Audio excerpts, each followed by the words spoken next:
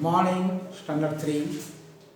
Today we are going to chapter 15 of SST. The topic name is Things India is known by. ऐसा कुछ चीज जो है India को सब जानते हैं, इसी के बारे में हम लोग पढ़ेंगे. Okay, so things India is known bye. You must have watched by TV India playing cricket, hockey and some other game. And you must have seen people waving in Indian flag. The flag makes us feel that we all belong to the same country. It is the most important symbol of our country, national flag. So, a symbol is a sign or thing that stands for something. For example, the dove is the symbol of peace. So, in this chapter, Things India is known by, we will learn what about the some symbols and other things that India is known by. Okay. Come. First point, national flag. Every nation means country, हर एक देश जो है is known by its national flag. Okay, there are so many countries in our earth. All countries have separate flags. So our national flag is a tricolor, तीन colour का होता है, which means it has three bands of colors. The topmost color जो है, it is saffron color. It stands for sacrifice, त्याग जिसको बोलते हैं, sacrifice, which means giving up something, कुछ त्याग होता है. The band in the middle is white. It stands for purity. And the band at the bottom, नीचे जो है, that is green in color. It is stand for life. Okay. So there is a navy blue circle, चक्र जिसको बोलते हैं, wheel. In the middle of the white, जो band color वो white color का बीच में है. नेशनल फ्लैग को याद करो, तुमको मालूम हो जाएगा. It has 24 spokes. वो जो चक्र जो है wheel, उसमें 24 spokes रहता है. And to show the 24 hours of a day. So you can think of the wheel as a day. As it rolls, one day changes into another. So the wheel stands for change or progress. That means moving forward. This is about our national flag. Now come to the second point, national emblem. ये क्या है? Now an emblem too is a symbol. It is also a symbol. A country emblem is a symbol that the government uses as its mark.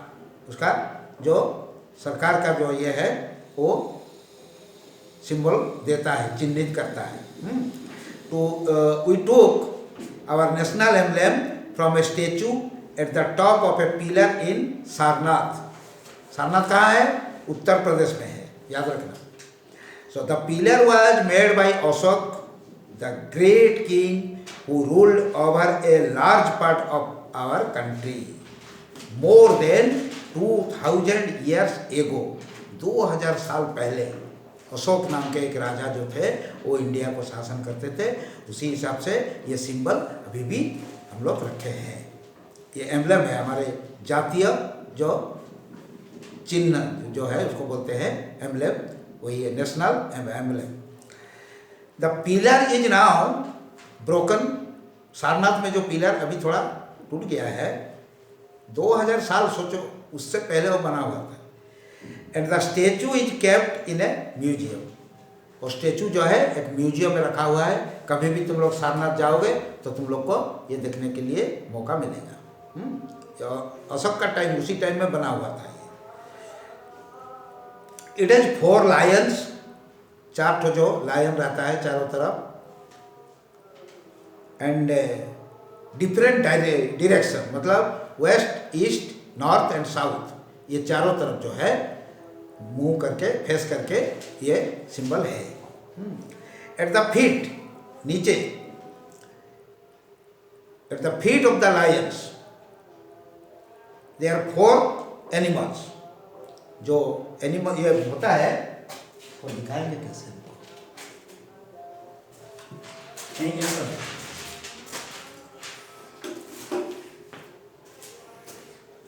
ये है इसका नीचे, ये जो है ना, ये लायन है, ये लायन, और इसी में क्या है, 3 हॉर्स, 4 एनिमल्स जो है, 3 horse, a bull, a lion and an elephant, ये सबका फिगर रहता है इसी में, ठीक है, इसी में रहता है। और क्या है ना, the animals are separated by chakras, अलग अलग बीच में ये व्हील रहता है, यहाँ मान लो ये व्हील है और यहाँ एलिफेंट हो गया, उसके बाद और एक ये होगा ऐसे, और जो स्टेचू का नीचे जो है बॉटम में वो है। और क्या है देखो, आवर नेशनल एम्ब्लेम जो है, it has 3 Lions, the 4th one can not be scene, यहाँ देखो 3 दिखाई देता है, 1, 2 एंड 3, उसके पीछे और एक है, 4 दिशा जो है डायरेक्शन, उसी हिसाब से ये बना हुआ है। और क्या है ना, 1 can not be seen because it is at the back position. At the feet of the lion is a chakra, there is a horse on one side of the chakra and a bull on the other side. So below them there are the words Satyameva Jayate, meaning truth alone triumphs or only the truth wins. सत्य का जय होता है, इसका meaning दिखाई देता है, मालूम होता है क्या ना, सत्य का जय होता है। Then the horse, the lions in the emblem stand for power, the horse stand for energy and the bull stand for hard work. ये सब ऐसा करते हैं एनिमल जो है, उस हिसाब से इसका सिंबल ऐसा रहता है। You will see our national emblem on coins, coin में भी तुमको देखने को मिलेगा, करेंसी जो money, notes and many other things issued by the government, जो गवर्नमेंट इशू करता है उसमें ये जो सिंबल तुमको देखने को मिलेगा। कौन सा, इंडिया जो एम्ब्लेम, नेशनल एम्ब्लेम जो है। So letter sent out from government offices also carry the what, this emblem. Then third one is national anthem and song, national anthem and song. हम लोग का नेशनल एंथम क्या है तुम लोग को तो मालूम है, स्कूल में आके तुम लोग रोज जो है प्रेयर क्लास में तुम लोग उसको बोलते हो, छुट्टी का टाइम क्लासरूम में भी बोलते हो उसको, जो रिसाइट करते हो, उसका वो जो क्या है, जन गण मन अधिनायक जय है, वही जो है नेशनल एंथम, वही सॉन्ग को बोला जाता है, एंथम बोला जाता है। And anthem is a song, it is written by praise of something. Almost every country है जो नेशनल एंथम, बहुत सारा कंट्री जो है उनका अलग अलग रहता है। हमारे जैसे इंडिया में जन गण मन अधि हम लोग बोलते हैं, वैसे दूसरा स्टेट में तो उन लोग का भी ऐसा एंथम रहता है, उन लोग बोलते हैं, ठीक है। सो ये नेशनल एंथम जो जन गण मन अधिनायक जय है, इसका लिखे थे कौन, हाँ लिखे थे कौन, it is written by Rabindranath Tagore, you know Rabindranath Tagore, he has written this. It begins with Jana Gana मन, बुक में लिखा हुआ है, बोलने का चाह नहीं। So and speaks of the variety and the oneness of the country, it makes us feel proud of बिगन इंडिया। इंडियन जो है उसका फीलिंग ऐसा होता है, इसी एक जो रिसाइट करने से अनुभव होता है। We also have a national song, it was written by Bankim Chandra Chatterjee, it begins with Vande Mataram. Vande Mataram ये जो सॉन्ग जो है, ये सॉन्ग जो है ये वंदे मातरम। और एथेम जो है ये नेशनल एथेम, ये क्या है, जन गण मन अधिनायक। इसको लिखे थे रविन्द्रनाथ टैगोर नेशनल एथेम, और इसको लिखे थे सॉन्ग जो है वंदे मातरम, कौन, Bankim Chandra Chatterjee. Okay, it begins with Vande Mataram which means I praise you mother, that is motherland, मातृभूमि जो है। When Bankim Chandra wrote this song, India was ruled by British। उस टाइम ब्रिटिश लोग, अंग्रेज लोग हम लोग को शासन करते थे, हम लोग का देश का आज़ादी नहीं था हम लोग का। सो एट दैट टाइम, उस पीरियड क्या, many poets wrote songs and poems to make the people feel proud of being Indian. हमारे भारतीय जितना भी थे, भारतवासी के लिए बहुत सारा कविता जो है, पोएम लिखाई हुआ था, जो लिखे थे। क्यों लिखे थे ना, हम लोग उसको पढ़ के जान के हम लोग का जो दिल में जो है उसमें हम इंडियन है बोल के एक तो गौरव जो है वो रहेगा, तब ना हम लोग उनका विरुद्ध में लड़ाई करेंगे, उनको भगाएंगे। और लास्ट में ऐसा हुआ 1947 में उन लोग छोड़ के चले गए। उसी दिन से आज तक हम लोग हमारे देश को अपने आप शासन करते हैं। ठीक है, then these songs and poems united the people and helped them in their fight to win freedom from the British। अभी जो हम बोले, so even now, अभी भी these songs bring us together, they make us feel united and proud of our country।